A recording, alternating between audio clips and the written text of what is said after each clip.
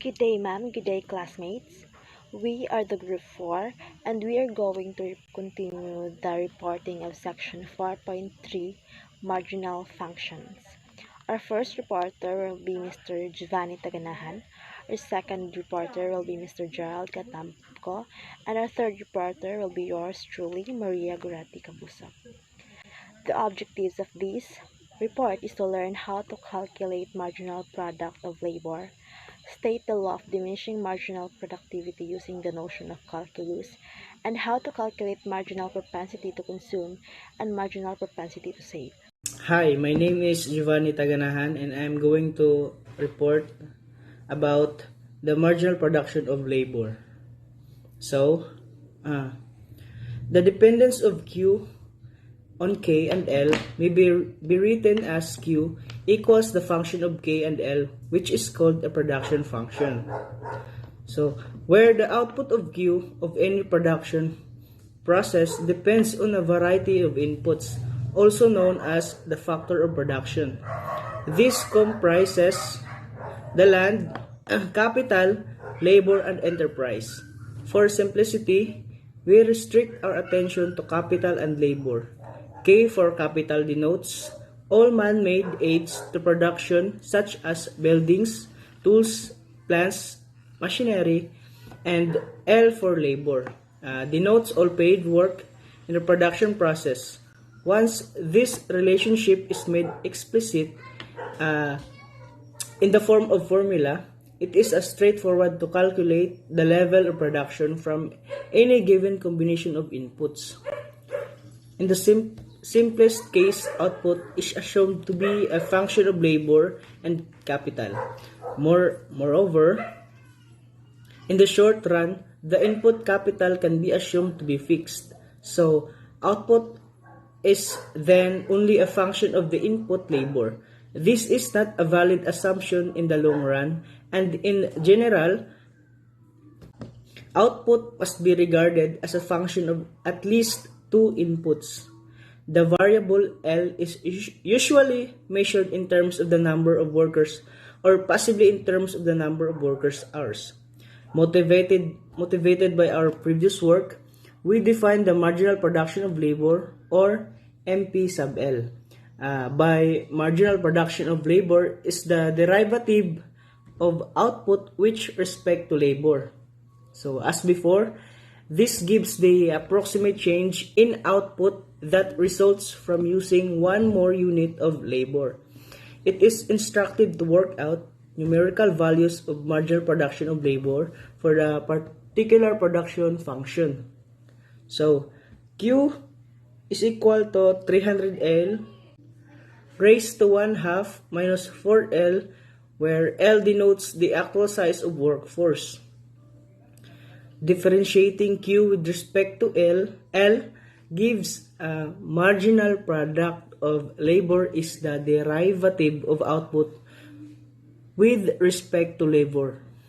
So, this is the derivative output with respect to labor. So, equals 300 times 1/2 L raised to negative 1/2 minus 4 equals 150 L raised to negative 1/2 minus 4 is equal to 150 over the square root of L minus 4. Substituting L equals 1, 9, 100, and 2,500 in turn into the formula for MP sub L. So when L is equal to 1, our marginal production of labor is equal to 150 over the square root of 1 minus 4 equals 146, which shows that if the workforce consists of only one person, then employ the two people would increase output by approximately 146. So when L is equal to 9, our marginal production of labor is equal to 150 over the square root of 9 minus 4 equals 46. So we see that to increase the number of workers from 9 to 10 would result in about 46 additional units of output. When L is equal to 100, our marginal production of labor is equal to 150 over the square root of 100 minus 4 equals 11. So we see that a 1 unit increase in labor from a level of 100 increases output by only 11. When L is equal to 2,500, our marginal production of labor is equal to 150 over the square root of 2,500 minus 4 equals to negative 1. The situation is even worse. So notice that the values of marginal production of labor decline with increasing L. This indicates that to increase staff actually reduces output. The latter is rather surprising result, but it is borne out by what occurs in real production processes. This may be due to problems overcrowding on the shop floor, or to need to create an elaborate administration to organize the larger workforce. I am Gerald Mark Katamko, and this production function illustrates the law of diminishing marginal productivity, or sometimes called the law of diminishing returns. It states that increasing in output due to a 1 unit increase in labor will eventually decline. In other words, once the size of the workforce has reached a certain threshold level, the marginal production of labor will get smaller. For the production function of Q is equal to 300 L raised to the 1 half minus 4L, the value of marginal product of labor continually goes down with rising labor. This is not always so. It is possible for the marginal product of labor to remain constant or to go up to begin with the small values of L. However, if it is to satisfy the law of diminishing marginal productivity, then there must be some of value of L above which marginal product of the labor decreases. As you can see the screen, typically a product curve is sketched which has slope as of a derivative of output which respect to the labor is equal to the marginal product of labor. Between 0 and L sub 0, the curve bends upward, becoming progressively steeper, and so slope function or the marginal product of labor increases. Mathematically, this means that the slope of marginal product of labor is positive. That is, the derivative of marginal product of labor with respect to output is greater than 0. So now, marginal product of labor is itself the derivative of Q with respect to L. So we can use the notation for the second order derivative and write this is second order derivative of Q with respect to L squared is greater than 0. Similarly, if L exceeds the threshold value of labor sub 0, then the sketch shows that the product curve bends downwards and the slope decreases in this region. The slope of the slope function negative, so that second order derivative of Q with respect to L squared is less than 0. The law of diminishing return states that this must happen eventually, that is the second order derivative of Q with respect to L squared is less than 0 for sufficiently large labor.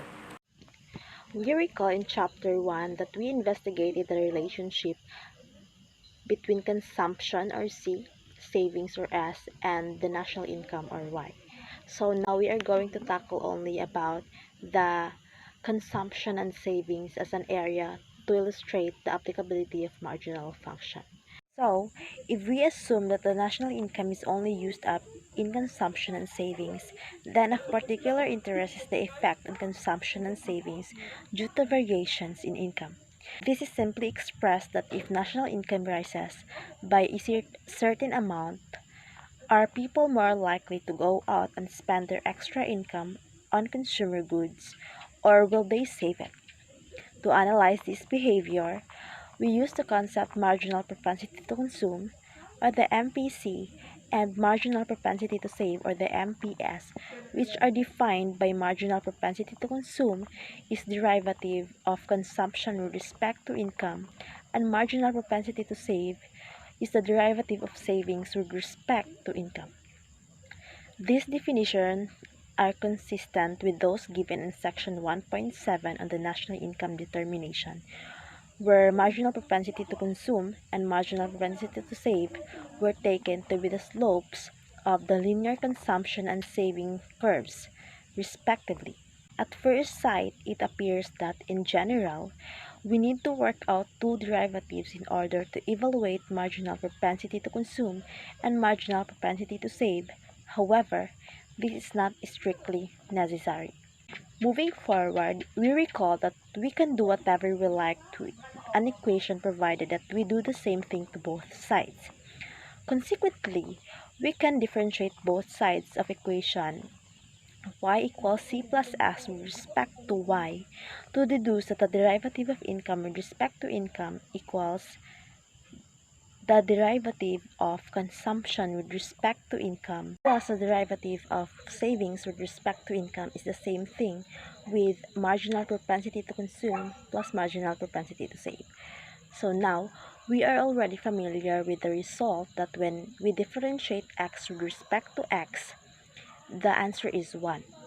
In this case, y plays the role of x, so the derivative of y with respect to y is equal to 1. Hence, 1 is equal to marginal propensity to consume and marginal propensity to save. This formula is identical to the result given in section 1.7 for simple linear function. In practice, it means that we need only to work out one of the derivatives. The remaining derivative can then be calculated directly from the equation.